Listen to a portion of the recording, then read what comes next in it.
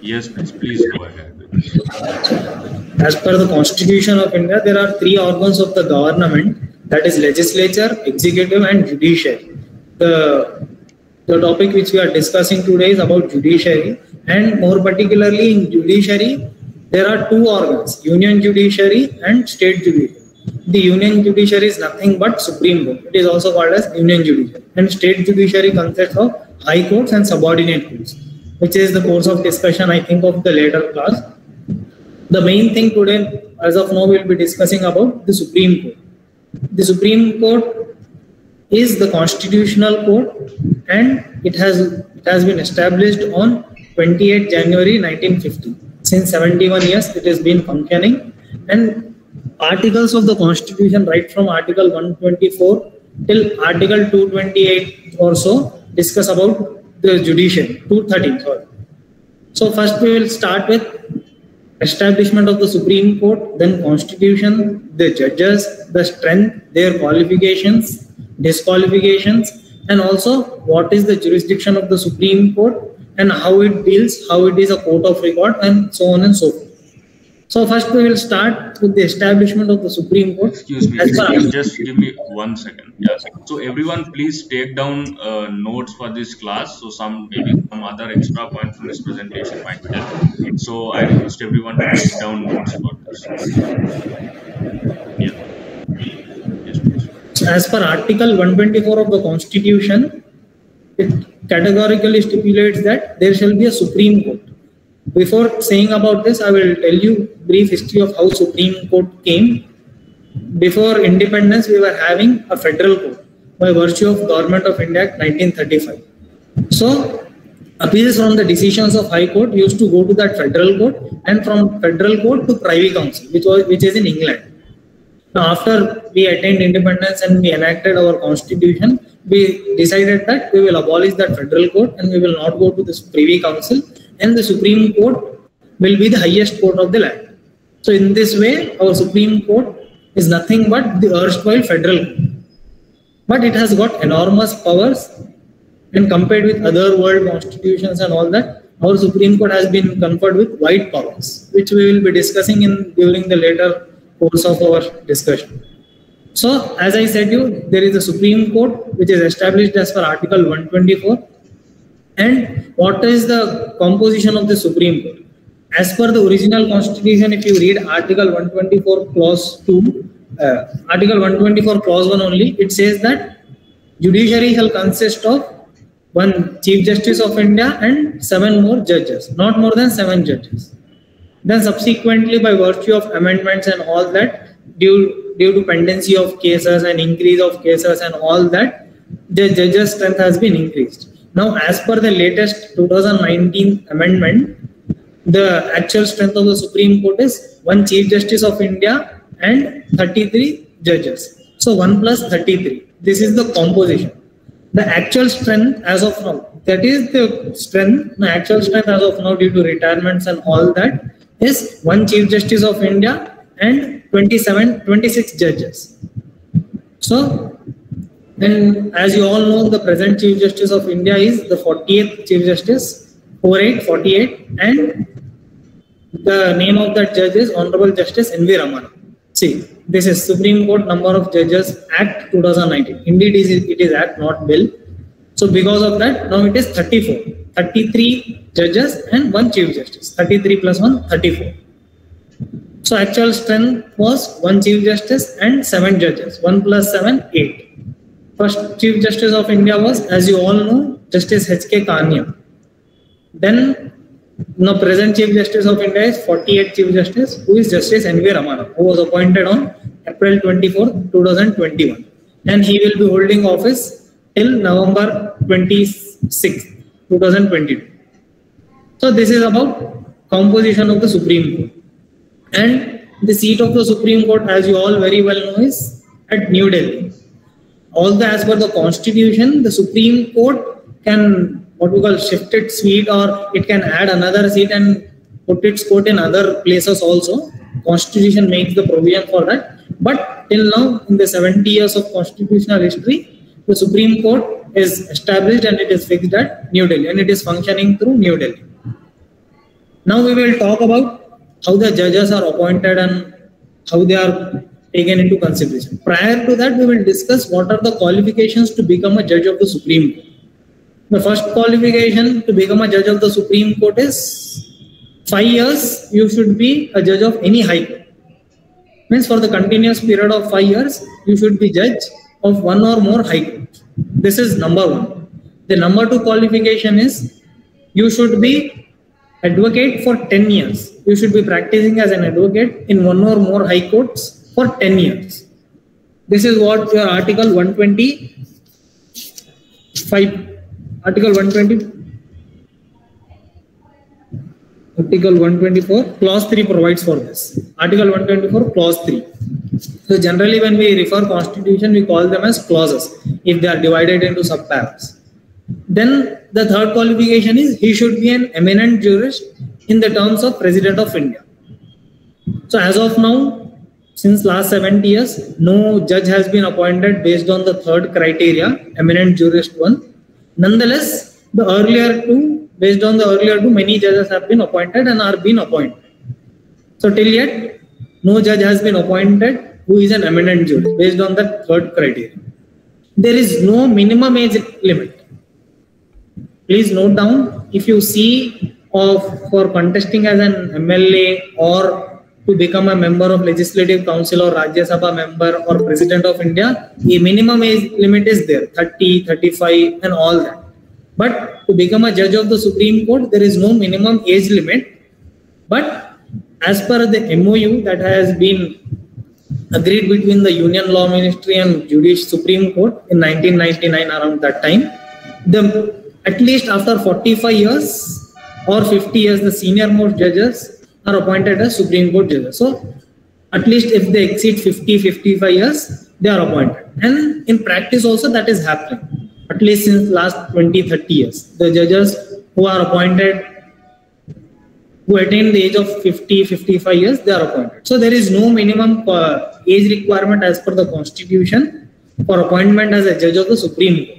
Nonetheless, in practice, the people who are above the age of 50-55 only are appointed. But there is a maximum limit. Now, if you see for an MLA or an MP candidate or for a Rajya Sabha member or Prime Minister of India or President of India, there is no outer limit.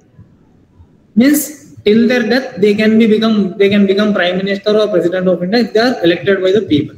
But so far as Supreme Court judge is concerned, he can hold that office till he attains the age of 65 years. So this is the major difference which we all should know and keep in mind. So having talked about the qualifications and tenure of office, now we will talk about how they are appointed. As per the Constitution, original Constitution, President of India and even now, President of India appoints the judges of the Supreme Court, including the Chief Justice of India.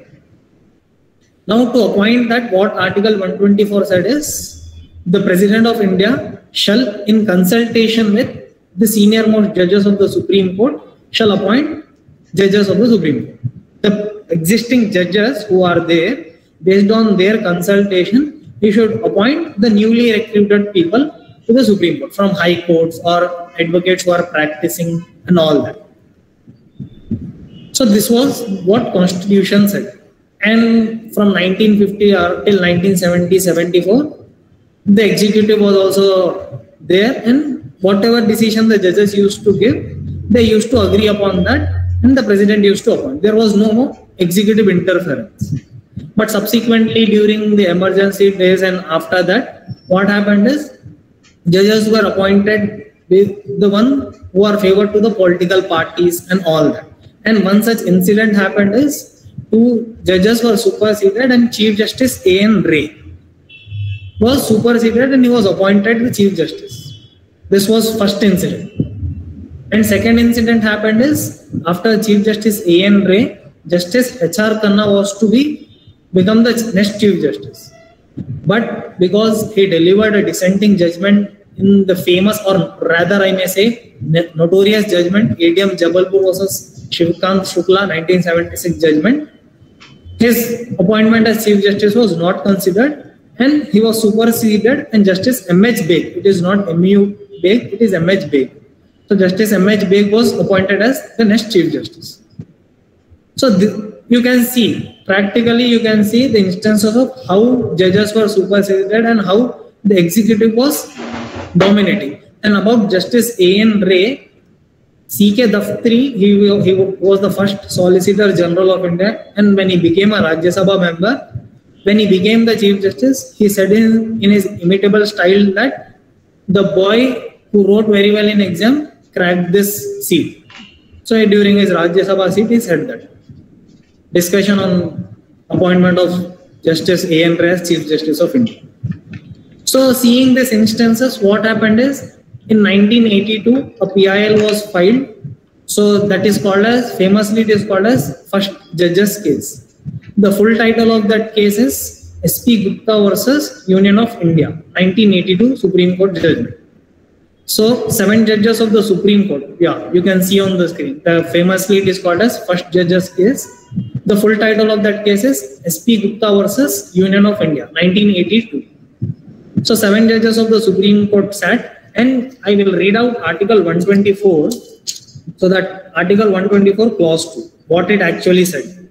Every judge of the Supreme Court shall be appointed by the President by warrant under his hand and seal after consultation. The word consultation is very important. With such of the judges of the Supreme Court and of the High Courts in the state as the President may deem necessary for the purpose, and shall hold office until he attains the age of 65 years. 65 years I said. So what as original constitution said, what the constitutional framer said, the President of India shall appoint based after consulting the judges of the Supreme Court and judges of the High Court.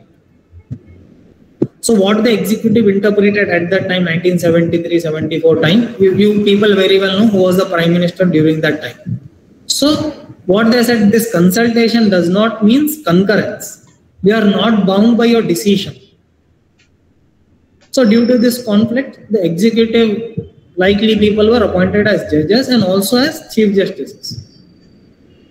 So then in this 1982 judgment, the Supreme Court said no, consultation means consultation only. It does not become concurrence.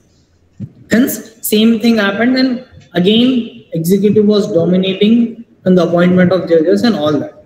Again, in 1993, second judges came, a 9-judge constitution bench sat. So it is called, the full title of that case is Supreme Court Advocates on Record Association versus Union of India, 1993 Supreme Court judgment. So 9 judges bench sat and they said, no, independence of judiciary is part of a basic feature of the constitution. Hence, it is part of basic structure of the constitution. You all people might be knowing it very well that basic structure doctrine was laid down in landmark judgment of Keshavananda Bharati versus State of Kerala, 1973. 13 judges bench has laid down that doctrine. So independence of judiciary, if executive interferes in appointment of judges and all that, it will affect the independence of judiciary. And for the first time, the system of collegium was introduced. So as per this collegium system, based on, as per this second judge's case judgment, 1 Chief Justice of India and 3 other senior most judges, means number 2 judge, number 3 judge and number 4 judge. So 1 plus 3. These 4 should form a collegium and they should make recommendation of appointment of judges to the Supreme Court and also to the High Court. When we come to High Courts, we will discuss about that. So this collegium system was constituted and this concept was introduced in the second judge's case. So this is about your collegium system. Like it is an even number, no? For any decision to make or that, what we do, 1 plus 3 or an odd number we take. So this was an even number. What happened? So after this, collegium system made recommendations and President of India was appointing also. Then around 1998, the President of India, the then President of India made reference to the Supreme Court. Made reference to the Supreme Court saying that, look, there is practically it is not possible. So you please look into it. So that is famously called as third judge's case, 1998. That was because President has referred it.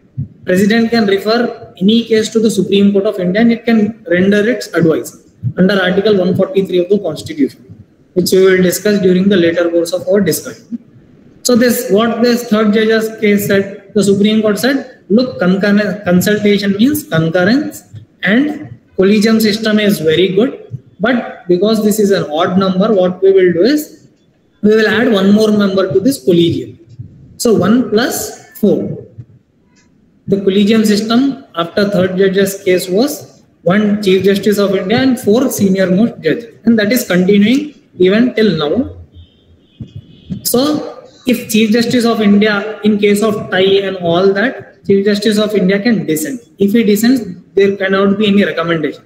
The other main thing is, out of these 5 judges, even if 2 judges say no, we don't want this candidate to become the judge of the Supreme Court, then that will go away. Even see, the third 3 plus 2, the majority is 3.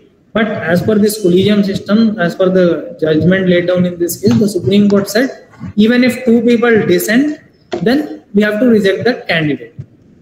So this is third judge's case. And from 1998 till 2014, it was functioning very well. The executive felt that, and also the executive felt that, no, it is not practicable.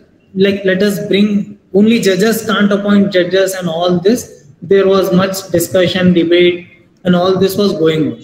So, Constitutional 99th Amendment Act 2014, that was brought in. Constitution 99th Amendment Act 2014.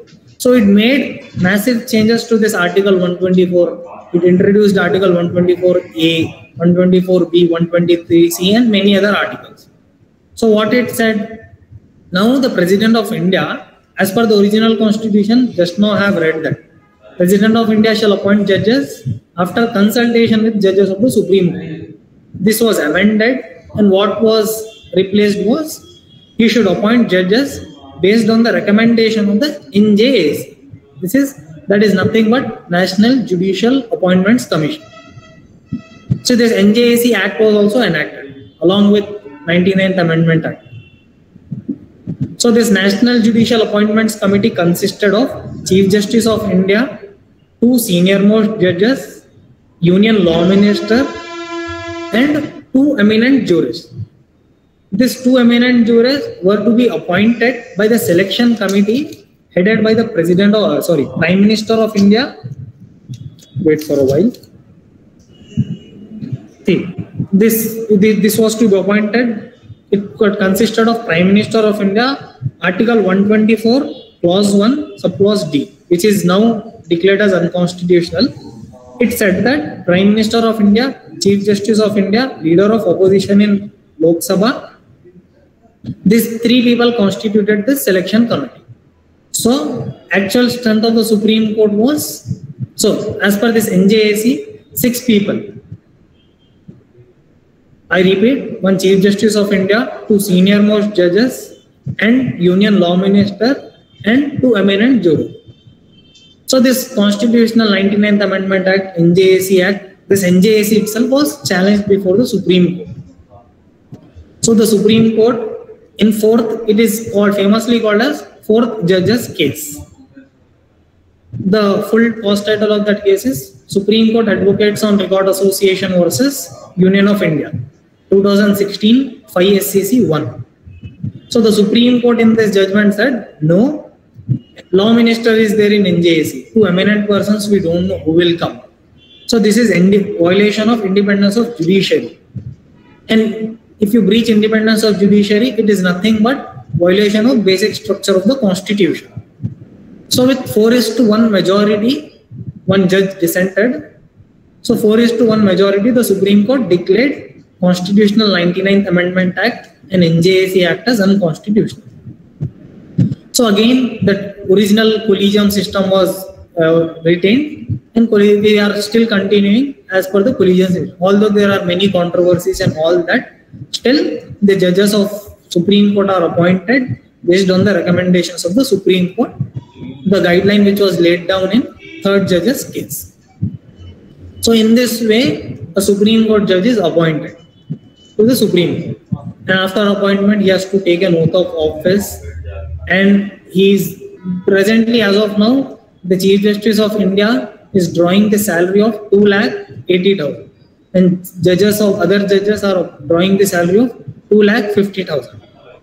So this is the salary which they are drawing. We discussed about establishment, qualifications, and tenure, how they are appointed, and what were the case laws and controversies behind all this, and also how much salary they draw. Now we will discuss about the disqualifications of the judge. Excuse me. Yes. Hello. Yes. So now the collegium system is in place. So what is the how many people are comprising this? Is it the third judge case? Is that what is prevailing now? Or? I told no. Third judge's case thing got retained. It is 1 + 4. Okay. So the disqualification thing is this one. Now what the disqualification procedure says is a judge of the Supreme Court can be removed from his office if he is proved to be incapable of holding that office, or if he has misused his constitutional office. Now what is the procedure? Article 124 lays down the procedure. We have to read Article 124 along with Judges Inquiry Act 1968. So we have to read both of them together. And what is the procedure? I will brief it in a very briefy way. What it says is the Lok Sabha or Rajya Sabha, if it is Lok Sabha, 100 members should sign a resolution. If it is Rajya Sabha, 50 members should sign a resolution and present it before the Lok Sabha speaker, or if they are Rajya Sabha members, before the chairman of the Rajya Sabha. And it is upon the discretion of Lok Sabha speaker or Rajya Sabha chairman whether to approve it or not. If he or she approves, then it goes before the committee. A committee is constituted. The committee consists of any judge of the Supreme Court, sitting judge of the Supreme Court, Chief Justice of any of the High Court, and third one is any eminent jurist. So this 3 members committee looks into the allegations and all that, and it calls upon the judge and all that. After examination, if it finds that yes, he has misused his office, or if he is proved to be incapable, then it makes it recommendation. After that, a discussion happens in Lok Sabha with 2/3 majority in both houses. If a resolution is passed, from that date, he stands to be removed, impeached from his office. He stands impeached from his office. So this is the disqualification procedure that is provided under Article 124 and also under Judges Inquiry Act 1968. Now till yet, in the last 70 years, no judge of the Supreme Court has been impeached. Although there is only one such instance of Justice V. Ramaswamy, because when he was a Chandigarh High Court judge, there were allegations that he misused his official capacity for luxurious purpose and all that. So a committee was constituted and also a motion was passed in Lok Sabha. But the Congress party, which was the ruling party at that time, it abstained from voting. Hence, in this way, he was what we call not impeached. So till yet, no judge was impeached, although proceedings were initiated against him. And another instance is Justice Deepak Mishra. Although it didn't go till that extent, the chairman of Rajya Sabha or sometimes speaker of Lok Sabha, they themselves dismissed it. As I told you, it is upon their discretion. So this is the what we call procedure for disqualification of the Supreme Court judge. And after this, tenure I have discussed, and also salaries and allowances we have discussed, and also the seat of the Supreme Court we have discussed. So like after this, the main thing of the Supreme Court is, and I will tell you one more thing also, like sometimes if the judiciary thinks that, the Chief Justice of India, if he thinks that the present strength is not capable of managing the cases, then as per Article 128 of the Constitution, Chief Justice of India can call upon retired judges. The judges who have retired after attaining the age of 65 years, he can call upon them, he can request them to serve as judges for a time being. So I will give two such instances, Justice Fazal Ali and Justice Vivian Bose, two of the brilliant judges of that time, and even till now they continue to be the brilliant judges, and they were called upon by the Chief Justice, the then Chief Justice, and they served after retiring also, after attaining the age of 65 years. So this is the procedure prescribed under Article 128. Number 2 is ad hoc judges can also be appointed. Recently, you might have seen in the news in the month of April, the previous Chief Justice of India, Justice S.A. Bobde Judge bench has decided that to appoint ad hoc judges. Ad hoc judges is nothing but the procedure is prescribed under Article 127. What it says is, if we think that the present strength of Supreme Court is not sufficient, then we can appoint ad hoc judges from the High Courts. The judges who are eligible to be appointed as judge of the Supreme Court, we have seen who are eligible to be appointed. The one who has served as a judge for more than 5 years. So they can be appointed as ad hoc judges. So these instances happen sometimes or the other time, but nonetheless retired judges have been appointed. Having discussed about the composition, strength and all that, now we will discuss about the jurisdiction of the Supreme Court. To say it in brief, the jurisdiction of the Supreme Court is, it exercises writ jurisdiction under Article 32 and original jurisdiction under Article 133, appeal jurisdiction, and in appeal there are three formats: constitutional appeal, civil law appeal and criminal law appeal, and discretionary jurisdiction, advisory jurisdiction. So these are the jurisdictions that the Supreme Court have. Now first we will talk about the writ jurisdiction. As you all know, Article 32 of the Constitution, Dr. B.R. Ambedkar during Constituent Assembly debates called Article 32 as heart and soul of the Constitution. Why it is called as heart and soul of the Constitution is because anyone from a layman to a Prime Minister can approach the Supreme Court directly. There are no barriers. If you find any of your fundamental rights, there are 6 fundamental rights. As per the original Constitution, there were 7. After 44th Amendment Act, right to property was deleted. So there are 6 fundamental rights. Indeed, right to constitutional remedies, this Article 32 itself is a fundamental right. So if you find any of your fundamental right to be violated by the state, then you can approach the Supreme Court directly under Article 32. And it can issue 5 writs: habeas corpus, mandamus, quo warranto, prohibition, certiorari. So these are the 5 writs. Apart from that, it can issue any other writs also. And another thing is, Parliament can enlarge the jurisdiction of the Supreme Court by making a law, apart from this writ jurisdiction. So this is about High Court. I hope you all know about what are these 5 writs. Or do you want me to tell in brief what they all mean?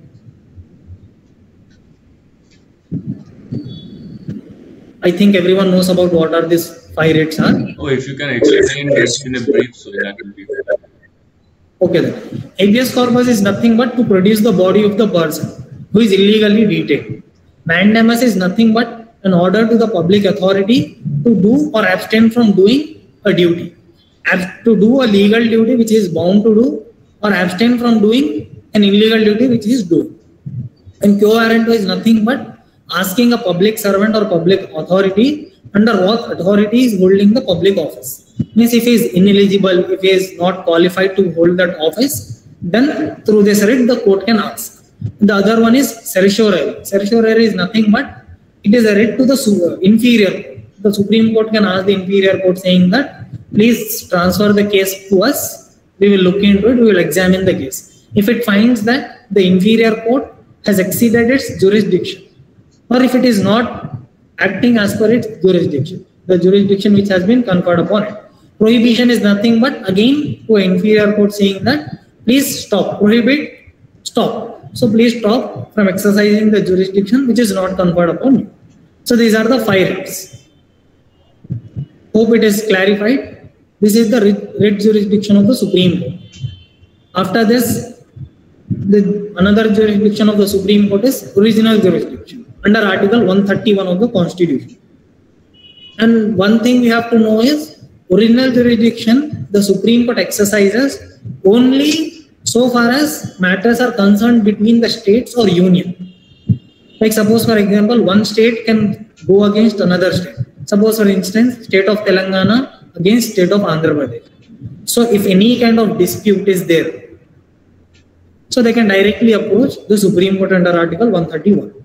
They can't go to any other court. Only Supreme Court has an exclusive jurisdiction over these matters. Or suppose for example, state of Telangana has got any problem with the union government. So they can approach the Supreme Court, state of Telangana versus Union of India. Or two or more states at one side and Union of India at another side. So this is what we call original jurisdiction of the Supreme Court. No other court, even the US Supreme Court has not got this kind of jurisdiction which our Supreme Court has been given. And one more thing I will tell you, till 1961, no, this Supreme Court jurisdiction under Article 131 was not invoked. Only when state of West Bengal enacted one legislation that was challenged, and in 1962, this original jurisdiction of the Supreme Court has been invoked. And generally, if you go through the current events, how there is fight between state of Telangana and Andhra Pradesh over water dispute, Krishna water. So maximum time the states go for this to resolve this water disputes. So this is the original jurisdiction of the Supreme Court. The main thing is appellate jurisdiction under Article 132 and 133 and 134. Article 132 talks about appeal in constitutional matters. Means High Court, if High Court has delivered any judgment, and if you think that there is a matter which requires... Sorry to interrupt, I have a doubt. Please.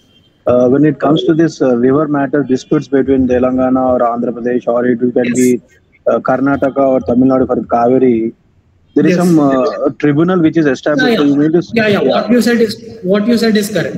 There is what was in 1962 Interstate Water Dispute Act was enacted, and through that tribunals are constituted.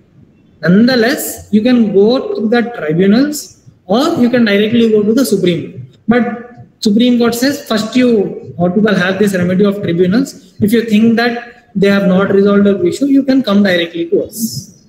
Yes, what you said is correct. That went off my... Is there any time limit for completing the case or to settle the matter? No. There is no such time limit. It is all upon the court. It is all upon the court's discretion to decide a case. There is no such time limit in the entire constitution or any other law. Even though time limit is there, it is impracticable.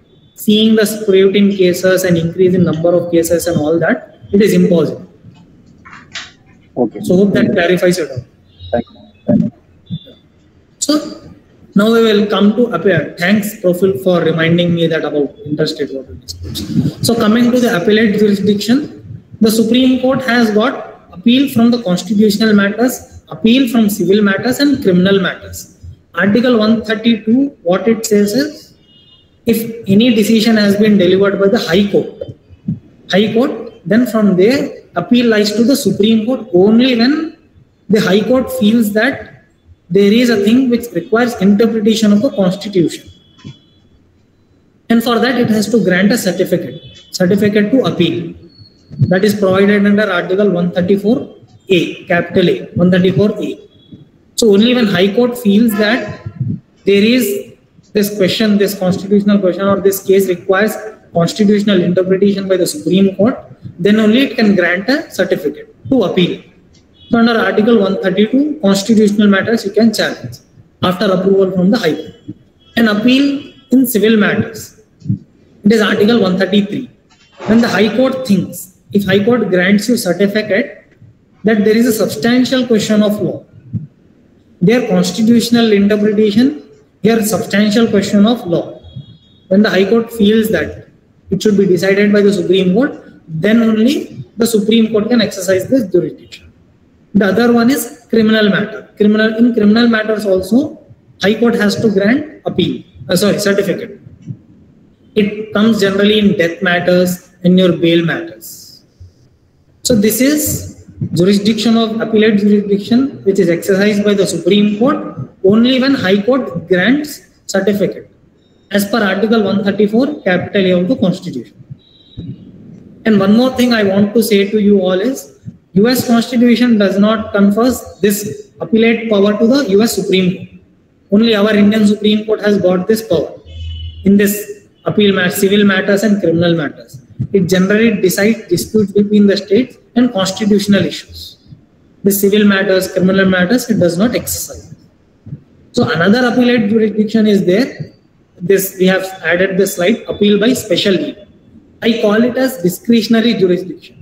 Why I call it as a discretionary jurisdiction is for this reason. What Article 136 of the Constitution says is, now we have seen under Article 132, 133, 134, High Court has to grant certificate if you want to file an appeal. But sometimes High Court may not grant also. It's upon the discretion of the High Court. Or you want to challenge the decision of any tribunal. Suppose for example, Central Administrative Tribunal. Or suppose for example, Consumer Protection Act, National Consumer Disputes Redressal Commission. It is another kind of tribunal. It is not a High Court. And it is not a civil matter also. So how? Supreme Court, we have said, it is the highest court of the land. And the law laid down by the Supreme Court, as per Article 141, is the law of the land. And as per Article 144, all the authorities, civil and judicial authorities, are bound to follow the decision, law declared by the Supreme Court. Now, how to approach the Supreme Court when the High Court is not granting you certificate? Or what to do when the matter is not itself before the High Court? So for this reason, our constitutional framers, what they did is, they have drafted this Article 136. It is nothing but special leave to appeal to the Supreme Court. What it says, I will read out Article 136 for your convenience.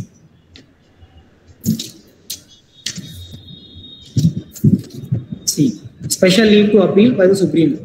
Clause 1. Notwithstanding anything in this chapter. In this chapter means, notwithstanding anything in this chapter means, irrespective of whatever is there, this 131, 132, 133, 134, the Supreme Court may is very important. In its discretion, I called it as discretionary jurisdiction is for this reason. It is totally upon the Supreme Court. Grant special leave to appeal from any judgment, decree. Decree is passed by the civil court. Determination, sentence or order. Sentence is passed by a criminal court. Order, sentence of imprisonment and all that. Order is passed by any revenue authority or any tribunal and all that. In any cause or matter passed or made by any court or tribunal in the territory of India. I hope this simple language is very clear. So this is the discretionary jurisdiction of the Supreme Court. It is totally upon the Supreme Court whether to entertain your appeal or not. The Supreme Court has imposed guidelines and restrictions upon itself.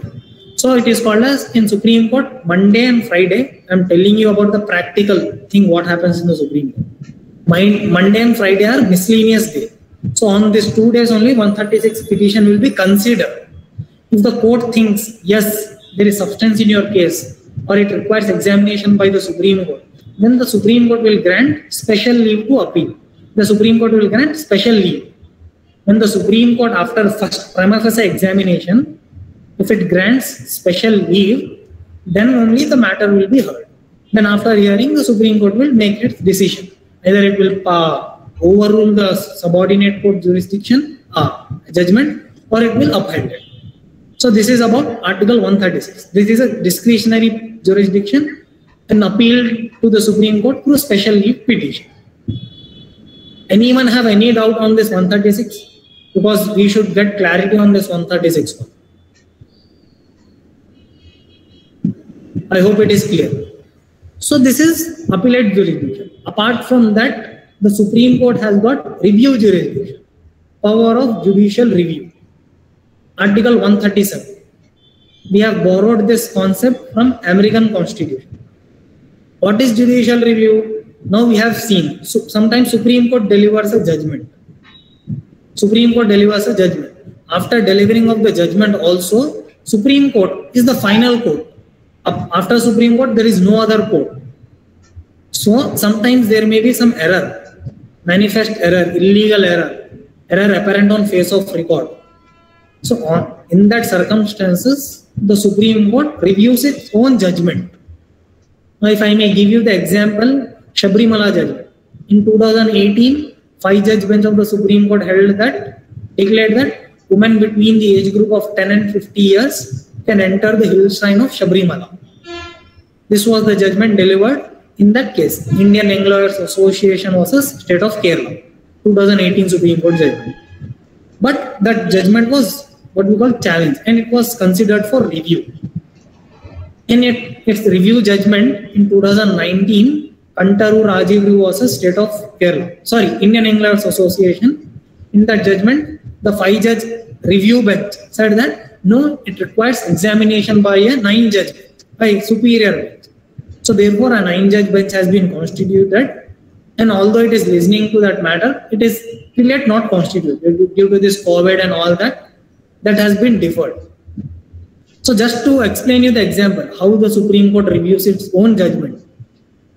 So the Supreme Court can review its own judgment. Sorry to interrupt. My understanding is is it only the executive orders of the central and state governments which will be under the judicial review, or even the cases verdict given by the Supreme Court also? Any judgment that is delivered by the Supreme Court. Now we have seen under Article 132 appellate jurisdiction, 132, 133, 134, 136, and also under 131, or also under Article 32. Any judgment that is delivered by the Supreme Court, it can review it. Any judgment that it delivers. Okay? So this is the review power of the Supreme Court.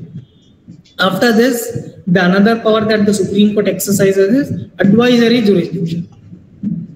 Advisory jurisdiction under Article 143 of the Constitution. So this is another novel concept which has been introduced into our Constitution, that is this advisory jurisdiction. President of India may refer to the Supreme Court on any of the issue which he thinks that this requires examination, or to take the opinion of the Supreme Court, legal opinion of the Supreme Court. Under Article 143, any bill or any act or any issue of fact or law, not only the issue of law, he can even refer the issue of fact. He can take advice. The President of India can take the advice of the Supreme Court under Article 143. And again, it is upon the discretion of the Supreme Court either to render advice or not to render any advice to the President of India. So till 2015, 15 such advices has been given by the Supreme Court. First started in 1951, INRI Special Bills Act 1912, INRI Delhi Special Bills Act. And one more thing, the government is also not bound. After the Supreme Court delivers its advisory jurisdiction, it is delivered in form of a judgment. The government is also not bound by the decision of the Supreme Court in its advisory jurisdiction. We can take, we cannot take. It is advice. We know what is advice. We give an advice, we suggest someone. It's upon him whether to accept it or not. So same is the case with this Article 143 also. After the Supreme Court gives its advice, it is upon the President either to accept it or not.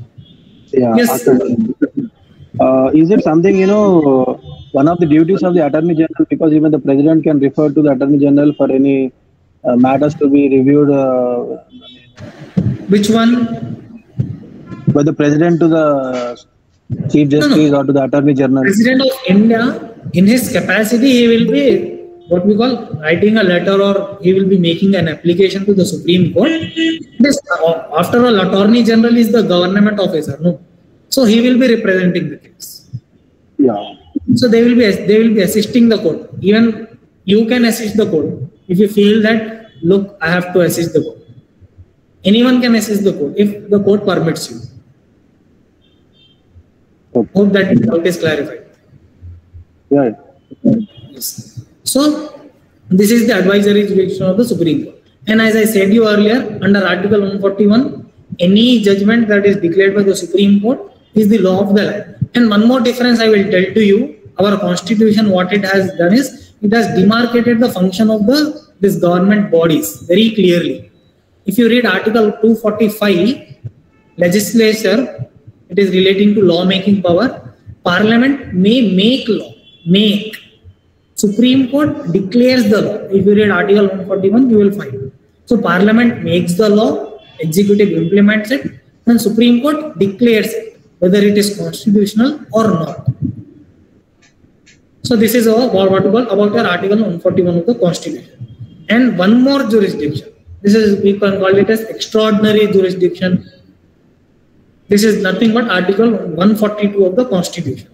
It is called as curative power. Article 142 of the Constitution. So what it says, to do complete justice, these are the exact wordings of Article 142, to do complete justice in the matter brought before it, the Supreme Court can do anything that it feels proper. I will read out Article 142 also for your convenience.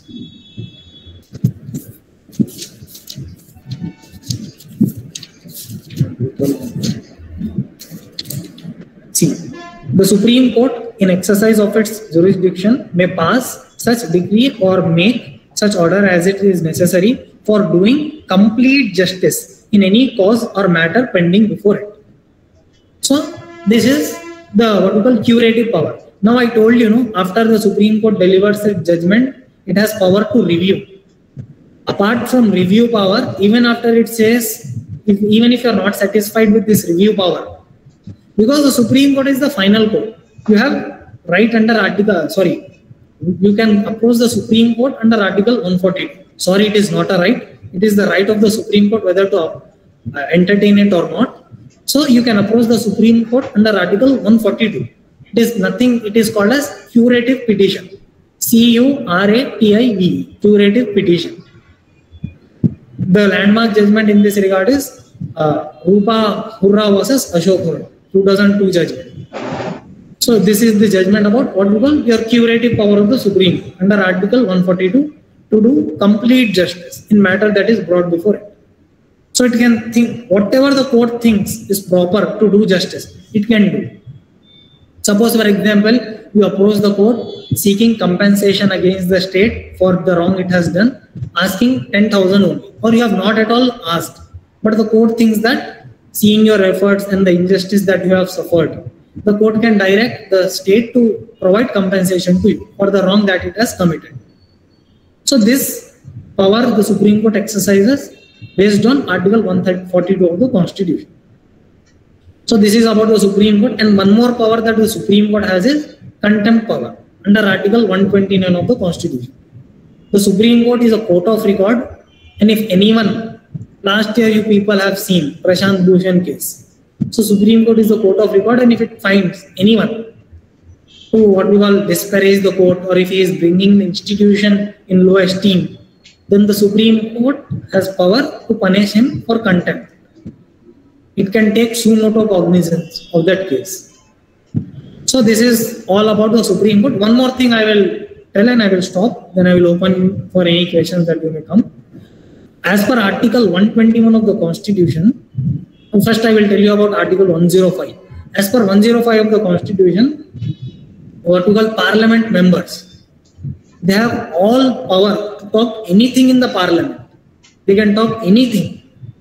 If they talk anything, no court can challenge that also.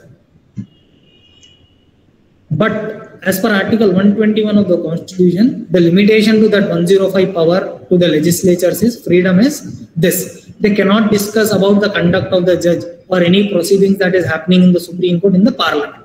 Except when this impeachment motion is there. Apart from that, they cannot discuss about the conduct of the judge or any proceeding that is happening in the Supreme Court as per Article 121. With this, I will stop. If anyone have any doubts, I am here to clarify, if I know that. Okay, shall I stop the recording now? If anyone has any doubts. Yes, Akash, in Article 143, yes. What is the standard meaning? What is the standard meaning? Pardon, I didn't get you. What is the meaning of the senator under Article 143? Senator. Yeah. Can you go to the slide, please? Article 143. It's Article 143. Yeah. Sanador, it is like any Farman. At that time, prior to coming of the constitution, this Farman, Sanador and all that were issued by the rulers, no? So pre-constitutional matters. Now, why I have skipped this deliberately is, now it is not in force. That was treaties that were enacted prior to the enactment of the constitution and all that.